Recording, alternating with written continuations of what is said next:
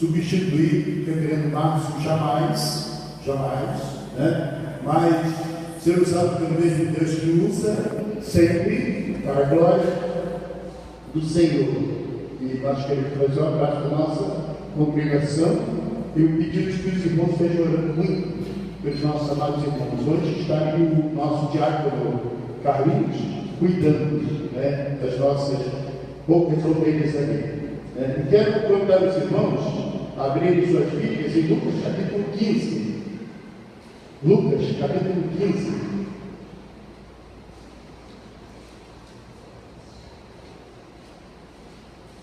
Lucas capítulo 15, versos 3 a 7. Lucas 15, versos 3 a 7. Mesmo assentados, irmãos, com o coração e com a alma em pé, vamos ler esse texto. A parábola da ovelha perdida. Então lhes propôs Jesus esta parábola.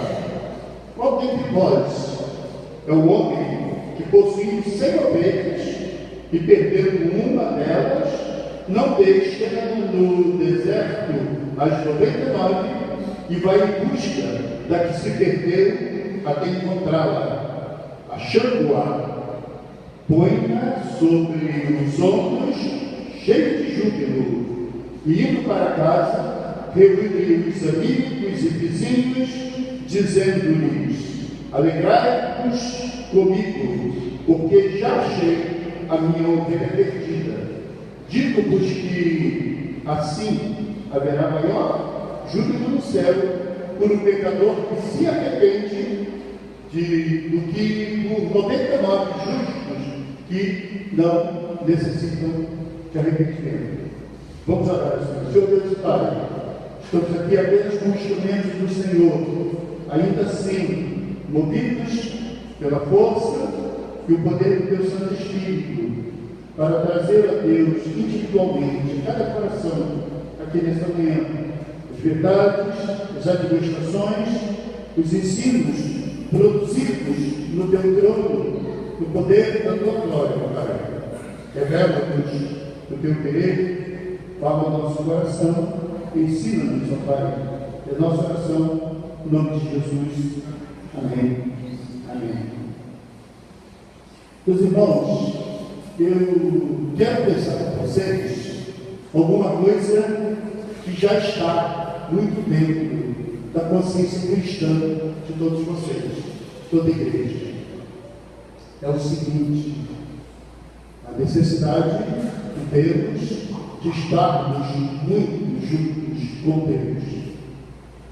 Necessidade que temos de termos o nosso Deus como um movedor autêntico, profundo e único na nossa vida, no nosso coração, as nossas intenções, aquilo que a gente chama de nossas intenções, os nossos sonhos, os nossos ideais, sermos, irmãos, partícipes de um movimento supra-espiritual, mas na regência absoluta e plena do nosso Deus.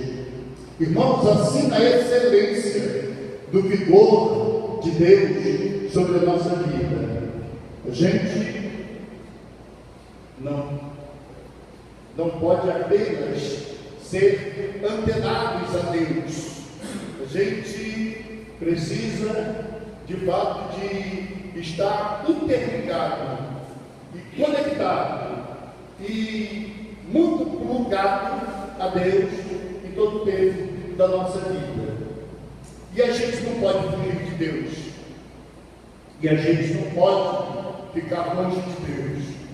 E a gente tem que viver um comprometimento com Deus, como se víssemos de fato a sombra da realidade eterna.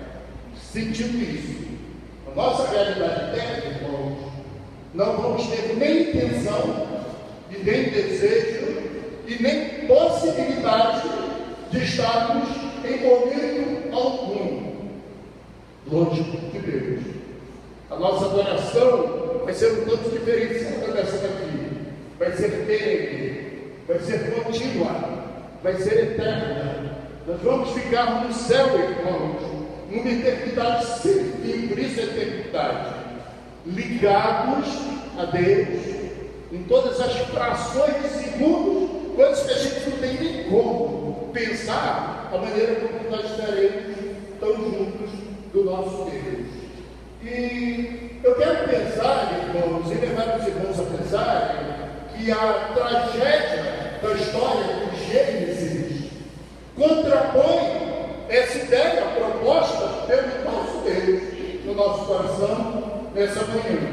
Você sabe muito bem, Deus formou o homem, o pecado deformou o homem, e Deus, através de Jesus, reformou o homem. Deus criou o homem para estar juntinho dele. Lembra, né? Na virada da tarde, Deus conversava com o homem conversava com Deus. Depois, irmãos, uma opção esmagadora de um coração insensível e insensato, de alguém que nunca teve mais referências e interferências de alguém em suas vidas, como Eva, como Adão, ouve a voz da serpente, desvia o foco, deixa de viver de fato com Deus e foge da presença de Deus, se esconde atrás de uma árvore, é tentado pela serpente, trocou Deus pela serpente, se esconde atrás de uma árvore, e Deus começa como que desesperadamente gritando, ubieste, que é do latim, onde estás? Onde estás? E se torna uma situação, a gente diria, né, no exagero humano, né, de que o nosso Deus estaria profundamente decepcionado. Porque, irmãos, a família era muito miúda, apesar de representar essa família toda, mas era muito miúda, eram apenas dois, ajustados numa referência tão preciosa, era Deus dos céus e da terra, o eterno, junto com eles. Não tinha ninguém que pudesse fazer alguma coisa nos ouvidos dos nossos primeiros pais, para que eles saíssem da presença de Deus. Mas o pecado deformou o homem. Mas, amados, o que traz um grande trajeto, né, dessa verdade inserida na palavra de Deus, nessa historicidade desse pecado, é que existiu um negócio chamado proto-evangelho, que é o quê? É Deus fazendo e formulando um plano de trazer de volta a presença de Deus os homens. E fez isso através da pessoa?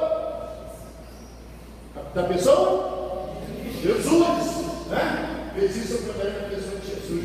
Eu fico pensando aqui nesse texto aqui que nós lemos, irmãos, a possibilidade da ovelha fugir do aprisco, demandar, perder a atitude, perder a ação, perder o foco e pecar do quê? Errar? Qual? A possibilidade disso. Mas, dentro desse vacilo, dessa história que Jesus conta, tão distante, tão profunda, para a gente entender com facilidade, é possível também a ovelha voltar ao aprisco. Eu tenho duas palavras aqui que talvez elas não sejam muito do seu vocabulário, do vocabulário de muitos. Talvez sejam duas palavras novas aqui, quem sabe para você. Para outros talvez não. Mas as duas palavras são concêntrico e excêntrico. Quem que prefere ser excêntrico? Aqui. Pelo que eu vejo, ninguém. Né? E quem é que prefere ser concêntrico aqui? Pelo que eu vejo também, ninguém. Ninguém está afim nem de ser concêntrico, nem excêntrico.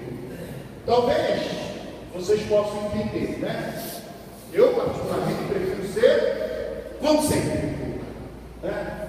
Se alguém quiser ser concêntrico comigo, irmãos, né? Olha, eu não estou acreditando muito não, mas eu quero ser concêntrico, né? Mas se eu tiverem a intenção de serem excêntricos, que sejam, mas a gente precisa explicar isso. Isso é um salto de 3 escadas, irmãos. Quando o homem estava juntinho com Deus, ele era concêntrico, como se ele estivesse concentrado, como se ele estivesse interligado com Deus, como se ele estivesse absolutamente envolvido com todos os alvos e sonhos e determinações do coração de Deus. Estava concêntrico. Quando esse homem resolve dar um pulo para fora da centralidade da vontade de Deus, ele passa a ser excêntrico. Quando Jesus busca esse homem, ele busca esse homem da situação de ser excêntrico para ser concêntrico. Eu preciso fazer novamente a pergunta: o que é ser excêntrico? O que é ser concêntrico?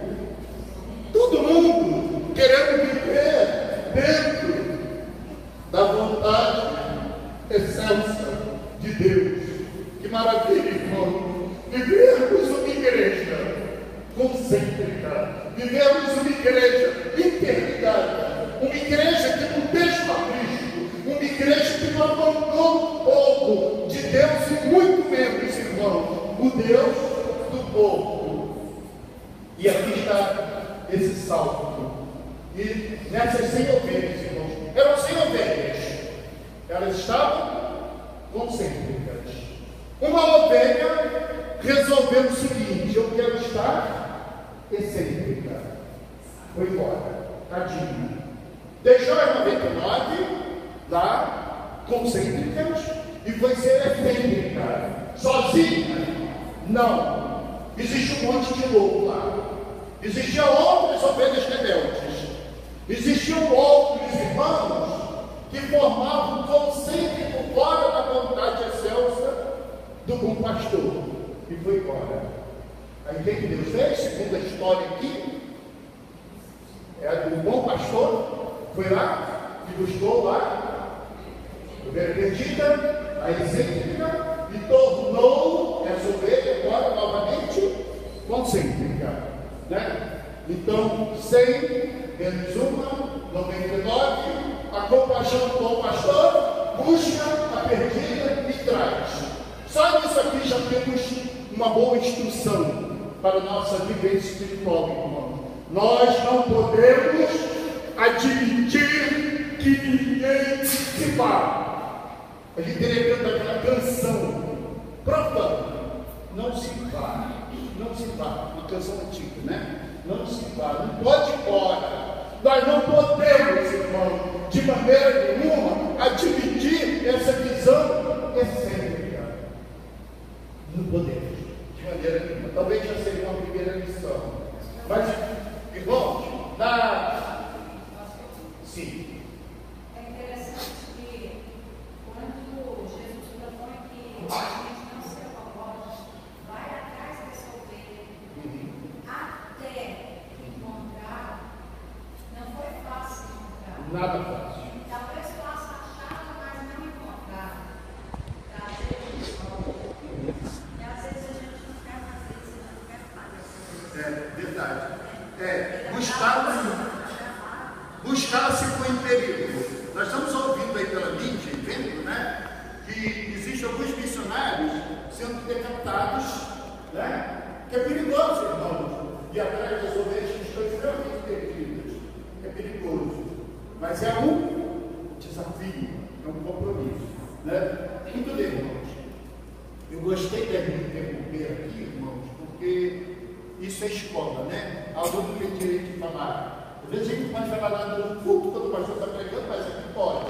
Louvado seja Deus por isso, né? Então, irmãos, a gente percebe que tudo isso está inserido na equação da graça. Da graça. Deus dá o que eu não mereço. Eu estou junto de Deus, não é porque eu sou bonzão, porque eu sou muito esperto, porque eu tenho opções grandiosas na minha vida, e sonhos, ideais pessoais. Não, mas, irmãos, vocês estão